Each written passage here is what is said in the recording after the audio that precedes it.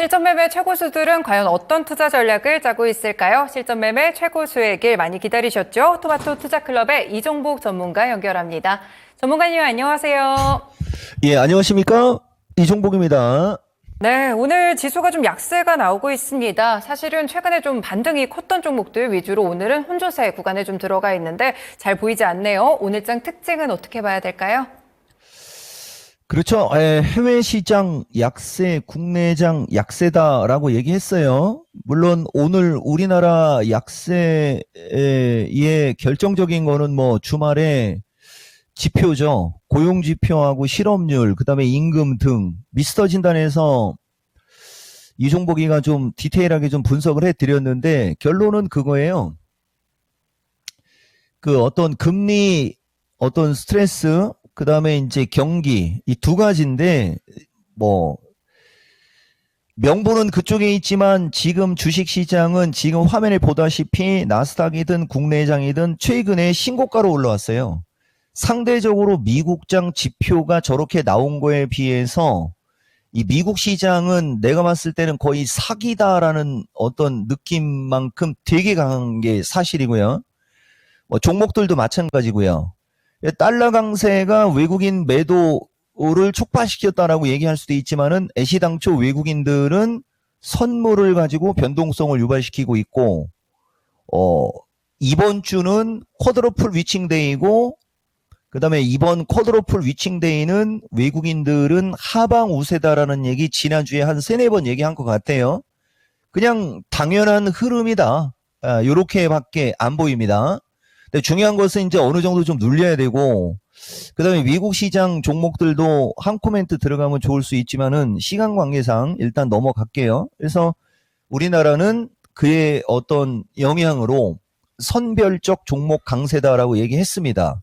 할 얘기는 많지만은 일단은 몇 가지만 얘기해보면 우리 진행자도 좀 전에 코멘트가 왔듯이 지금 현재 시점의 시세판 한번 볼까요? 요게 아까 9시 25분, 그 다음에 요게 아까 장 시작하자마자, 그러니까 장 시작하자마자는 전력 설비 쪽이 최근에 고점에서 많이 밀렸습니다. 이쪽의 흐름이 양호하게 나오고, 반도체라든가 2차 전지가 혼조 국면에 있죠. 여러분, 이거 동시호가 시작하고 나서 바로입니다. 그런데 말입니다. 이제 25분이 지나니까 오히려 지수는 더 왔다리 갔다리 했어도 종목들의 흐름이 더 양호해지고 있죠. 9시 25분 시점이에요, 이게. 9시 25분 시점. 근데 이제 지금 현재 시점은 이건 지금 현재 시점이거든요. 이제 지금 현재 시점은 오히려 이쪽 전력 설비나 에너지 쪽이 약간의 혼조 국면으로 바뀌고 반도체나 이쪽 2차 전지 쪽, 그다음에 이쪽 AI나 뭐 기타, 오늘은 또 미용 기기 관련주들도 좀 양호하게 움직여요. 종목들은 더 오히려 확산이 되고 있고, 여기에 가장 대표적인 특징 얘기해 드릴게요. SKC가, 이건 SK 이슈가 아니고 SKC는 최근에 움직이는 게 이쪽 2차 전지과에 있는 주식 중에 되게 세지 않습니까? 뭐 유리기판도 있고 이런저런 있어요. 동박도 있고. SKC가 강하니까 롯데에너지도 이 시간에 내가 한 두세 번 정도 차트 양호한 걸로 얘기해 줬거든요. 이처럼 2차 전지 쪽이 대주전자도 안 밀리고요. 대주전자는 약간의 이격 조심해야 돼요. 그 다음에 나노신소재도 보다 보면 SKC가 가니까 눌림목 나오고 다시 치고 가죠. 2차 전지향 종목들 얘기하는 겁니다. 여전히 이쪽 종목들 흐름 좋아요. 그런데 말입니다.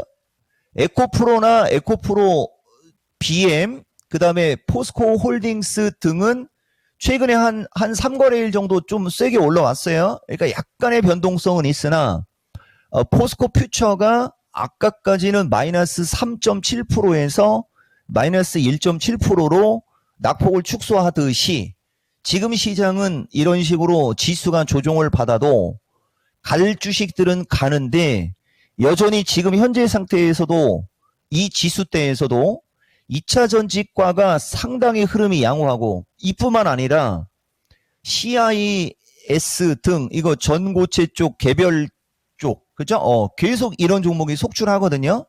요거의 반도체 쪽도 지금 보면 유리기판 쪽의 반도체 흐름이 조금 더 양호한 게 특징이고요. 그 다음에 지금 밑에서 들고 일어나려고 하는 종목들도 흐름 나쁘지 않고요. 그 다음에 AI 쪽도 세게 갈 수 있는 위치는 아니지만 이스트소프트나 이런 종목들 보면 최근에 차트가 죽었음에도 이런 지수의 변동성에도 반등이 나오려고 하고 있는 점, 이거 지금 따라붙으면 안 됩니다. 조금 더 시간이 필요할 수 있어요. 지금은 특징으로 얘기하는 거예요. 그 다음에 이제 이런 덕산테크 같이 이렇게 이게 오리지널 전고체지 않습니까?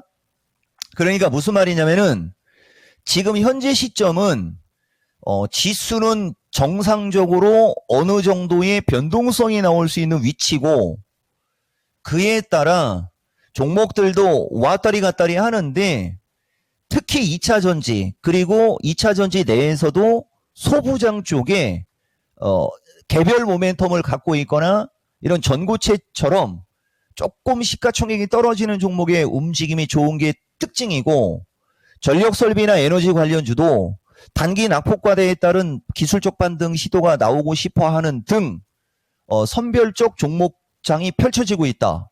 이렇게 말씀드릴 수 있습니다. 네, 이렇게 시장 특징 함께 들어봤는데요. 그렇다면 오늘장 투자 전략은 어떻게 짜봐야 될까요?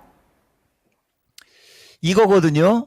369 돌파, 367 지지 체크인데 369를 돌파할 확률은 떨어지고요. 왜냐면은 가장 강력한 지지가 지금 갭으로 떨어져 내려온 거거든요. 그리고 사이클상으로도 하루 이틀 정도, 그러니까 전체적인 사이클은 반등이 이어지는 사이클이에요. 전체적인 중기 사이클은 반등이 이어지는 과정에서 단기적으로 지수가 단기 고점에서 지표 강화로 인해 외국인 매도가 출회되면서 기술적으로 눌리고 있다. 이렇게 되는 거거든요. 그러니까 여기에서 눌리는 게 무너지는 눌리는 거냐, 아니면 다시 상승하기 위해서 눌리는 거냐를 결정하는 게 지금 제일 중요한 거거든요. 내가 봤을 때는 다시 상승하기 위해서 눌리는 걸로 보입니다. 왜냐면 종목들의 흐름이 이런 시세판에서 장이 꺾이는 걸 본 적이 없어요. 그리고 외국인들은 완벽하게 하방포를 구축해 놓지 않았기 때문에 여기서 지수가 밀려봤자 저자들이 더 손해입니다. 주식을 한 20조 갖고 있고, 대신 이제 이번 쿼드러플은 근데 지금도 보다 보면 말이 나오니까 이어지지 않습니까? 이게 굳이 지금 얘기할 필요가 없잖아요. 이번 주 목요일이 쿼드러플인데 지금 보다시피 외국인들은 하방으로 가면 갈수록 유리해요. 하방으로 가면 갈수록. 근데 이제 옵션 쪽은 어느 정도 제한적입니다.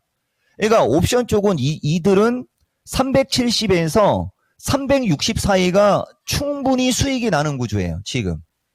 근데 개인하고 기관은 반대예요. 개인은 무조건 지수가 급등할수록 유리하고, 금융투자는 374 위가 수익이거든요. 그러니까 외국인들이 선물 매도 규모에 따라 이 지수는 결정돼요.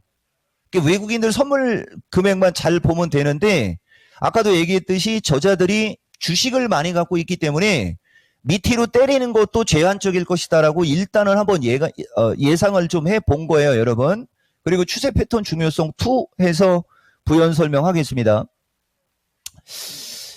아까도 얘기했듯이 지금 이번 주는 CPI도 있고 그 다음에 FOMC도 있어요.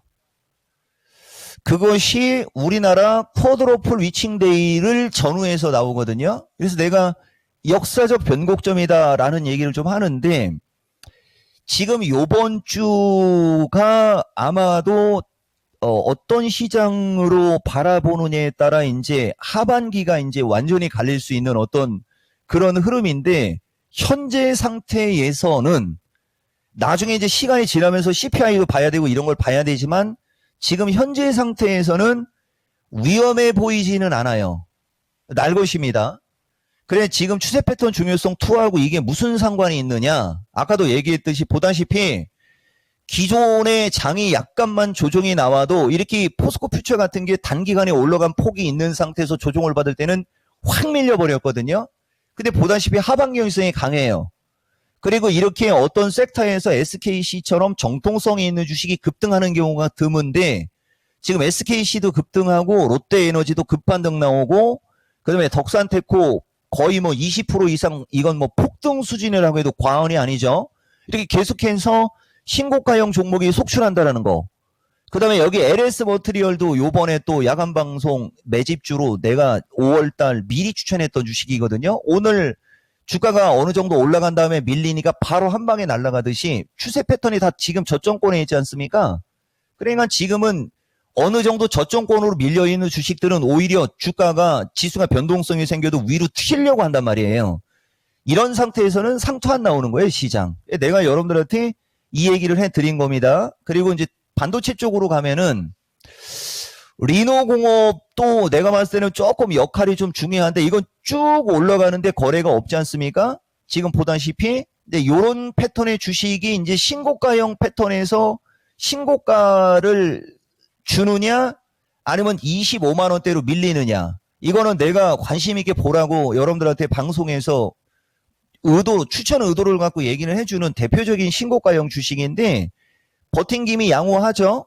움직이는 것 지금 딱 봐도 반도체 섹터도 그렇게 그닥 나빠 보이는 건 없고 다만 이제 좀 떠 있는 쪽은 아직은 조금 거시기한 건 사실이고요.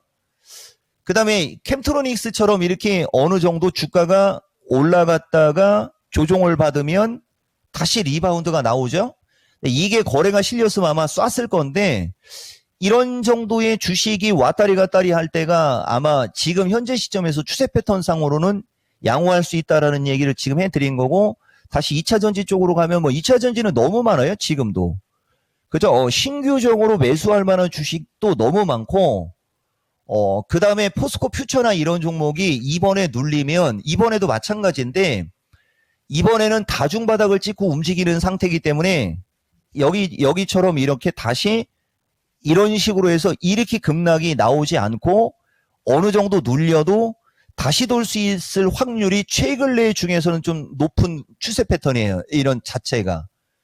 그리고 로봇 쪽도 하반경이성 양호하게 나오고 있고요. 저 로봇 쪽이 오히려 순환매가 나온다면 AI보다는 조금 더 세게 나올 수도 있는 그런 추세 패턴이고요.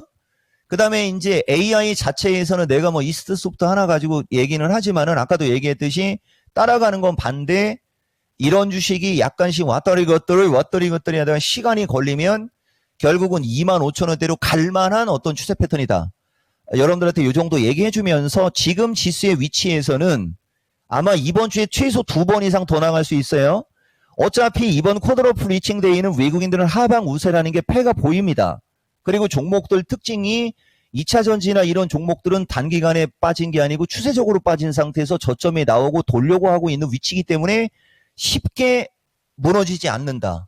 그러므로 저점에서 돌리고 있는 2차전지나 뭐 반도체나 뭐 등 이런 종목들 위주로 관심 가지시면 무리 없지 않겠냐 정도의 이야기를 할 수 있습니다. 네, 전문가님 오늘 말씀 정말 감사합니다. 고맙습니다. 예, 뭐 별 말씀을요. 고맙습니다. 이종복입니다. 네, 지금까지 실전 매매 최고 수익의 토마토 투자클럽의 이종복 전문가와 함께했습니다.